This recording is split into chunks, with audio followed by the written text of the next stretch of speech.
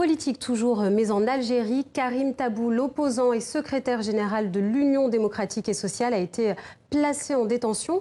Pour en parler, rejoignons Raled Rareni, correspondant TV5 Monde à Alger. Bonsoir Raled. Karim Tabou a été donc placé en mandat de dépôt pour atteinte au moral de l'armée. Sait-on pourquoi ? La raison officielle, c'est donc, comme vous venez de le dire, atteinte au moral de l'armée pour ses critiques acerbes contre l'armée algérienne et son chef d'état-major qui détient les vrais rênes du pouvoir depuis la démission du président Bouteflika le 2 avril dernier. Il faut dire que Karim Tabou était devenu au fil des mois un des leaders de l'opposition algérienne et surtout un des rares hommes politiques populaires et acceptés par la rue les vendredis. À l'exception de lui et de Mohsen Belabès, président du RCD, il n'y a pratiquement pas d'hommes politiques et surtout de chefs de parti qui sont tolérés par la rue. Il a réussi au bout de ces mois à devenir un des leaders de cette révolution pacifique. On a appris aujourd'hui la date du procès de Saïd Bouteflika et de ses co-accusés.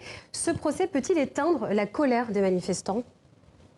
Certainement pas, surtout que l'annonce est une coïncidence incroyable. C'est une manière certainement pour le système algérien qui tient à ces élections comme à la prunelle de ses yeux. Donc d'une manière, on prend une décision impopulaire, celle d'emprisonner un des leaders de l'opposition, et de l'autre, on annonce une nouvelle qui devrait être populaire, c'est-à-dire le procès de Saïd Bouteflika et le général Toufiq, qui sont pour les Algériens une des figures de l'ancien système. Une coïncidence qui sonne faux parce que émanant d'une justice évidemment non indépendante. Je pense que la réponse viendra demain lors du 30e vendredi de mobilisation nationale.